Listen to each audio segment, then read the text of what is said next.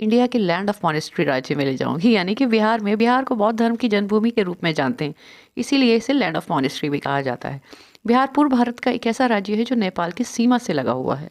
बिहार की कैपिटल पटना है और यहाँ पर बोले जाने वाली स्थानीय भाषाएं हिंदी, भोजपुरी और मैथिली है। बिहार अपनी ऐतिहासिक धरोहर, समृद्ध संस्कृति और अद्वितीय हैंडीक्राफ्ट के लिए फेमस है। आज हम बिहार के कुछ अनोखे हैंडीक्राफ्ट के बारे में बात करेंगे जो शायद आपने भी पहली बार सुने होंगे। नंबर 1 पर हम बात करेंगे मधुबनी पेंटिंग। जी हाँ, यह कला बिहार के मैथिली क्षेत्र की पहचान है। ये पेंटिंग प्राकृतिक रंगों से बनाई जाती है। इसमें देवी देवता, प्रकृति और पौराणिक कथाओं को दर्शाया जाता है। इसे दीवार, कपड़े और कागज पर भी किया जाता है।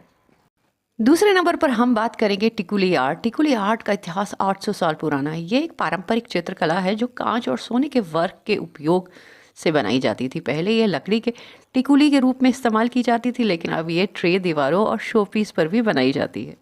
तीसरे नंबर पर हम बात करेंगे सुजनी कढ़ाई। बिहार की पारंपरिक कढ़ाई कला है जिसमें पुरानी साड़ियों और कपड़ों पर सुंदर रंगीन धागों से अलग अलग डिजाइन बनाए जाते हैं। चौथे नंबर पर हम बात करेंगे मंजूषा आर्ट। जी हाँ, मंजूषा आर्ट यह हिंदू पौराणिक कथाओं पर आधारित होती है। इसमें सांप के आकार के बॉर्डर के साथ चित्र बनाए जाते हैं। पांचवें नंबर पर आता है सिक्की ग्रास क्राफ्ट। जी हाँ, ये बिहार का ट्रेडिशनल हैंडीक्राफ्ट है। इस कला में सुंदर टोकरियाँ, खिलौने और सजावटी सामान बनाए जाते हैं जो अपनी टिकाऊ बनावट और अट्रैक्टिव डिज़ाइन के लिए जाने जाते हैं।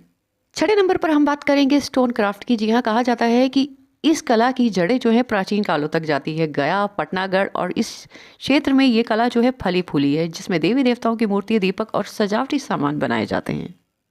सातवें नंबर पर हम बात करेंगे कशीदा कढ़ाई। जी हाँ, ये बिहार की एक बेहतरीन कढ़ाई कला है। इसमें कपड़ों पर फूल, पत्तियां और सुंदर डिजाइनों को उकेरा जाता है। ये खास तौर पर शॉल और दुपट्टों पर देखने को मिलती है। तो इनमें से कौन सा हैंडीक्राफ्ट आपको सबसे ज़्यादा पसंद आया और कौन सा ऐसा हैंडीक्राफ्ट है जिसके बारे में आपने आज पहली बार सुना? हमें कमेंट में ज़रूर बताइएगा। मैं भारत के हर राज्य की अनोखी कहानी सुनाती हूँ, तो आज मैं आपको लेके चलूँगी भारत के उत्तर पूर्व में बसे छोटे लेकिन बेहद ही खूबसूरत राज्य सिक्किम की सैर पर। सिक्किम एक छोटा सा पहाड़ी राज्य है। यहाँ की राजधानी गैंगटॉक है और यहाँ पर बोले जाने वाली स्थानीय भाषा नेपाली, लेप्चा और भूटिया है। सिक्किम अपने प्राकृतिक सौंदर्य, ऊंचे पहाड़ और शांत झीलों के लिए मशहूर है और यहीं पर है भारत की सबसे ऊंची चोटी कंचनजंगा। सिक्किम अपने खूबसूरत हैंडीक्राफ्ट के लिए भी दुनिया भर में जाना जाता है। तो चलिए चलते हैं और जानते हैं यहाँ के कुछ खास हैंडीक्राफ्ट। नंबर 1 पर हम बात करेंगे थंका पेंटिंग। जी हाँ, थंका एक पारंपरिक तिब्बतन शैली की चित्रकला है जो रेशम या कपड़े पर बनाई जाती है। ये पेंटिंग बौद्ध धर्म से जुड़ी कहानियों को दर्शाती है। दूसरे नंबर पर हम बात करेंगे बैम्बू एंड केन हैंडीक्राफ्ट। जी हाँ, सिक्किम के ग्रामीण इलाकों में बांस और बैंस से बनी वस्तुएं खूब फेमस है। इनमें टोकरियाँ, चटाई, फर्नीचर, टोपी और सजावटी सामान भी शामिल हैं। तीसरे नंबर पर आता है सिक्किमी कारपेट वीविंग। यहाँ के हैंडमेड कारपेट अपनी पारंपरिक डिज़ाइन और रंगों के लिए फेमस है।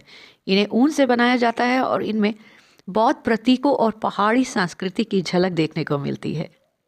चौथे नंबर पर हम बात करेंगे हैंडमेड पेपर। जी हाँ, सिक्किम के पारंपरिक हैंडमेड कागज़ बनाने की कला सदियों पुरानी है।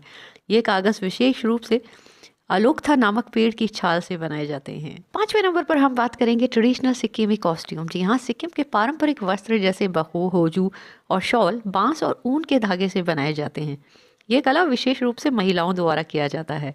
इनके डिज़ाइन में बौद्ध और नेपाल संस्कृति की झलक देखने को मिलती है। ये हैंडीक्राफ्ट न केवल सिक्किम की सांस्कृतिक धरोहर को बनाए रखता है बल्कि स्थानीय कारीगरों को आजीविका भी प्रदान करता है। तभी मैं आपसे कहती हूँ कि इंडियन हैंडीक्राफ्ट को सपोर्ट करिए। सिक्किम का कौन सा हैंडीक्राफ्ट है जो आपको सबसे ज़्यादा पसंद आया, कमेंट में बताइए। फिर मुलाकात होगी, तब तक अपना ख्याल रखिएगा। अलविदा दोस्तों।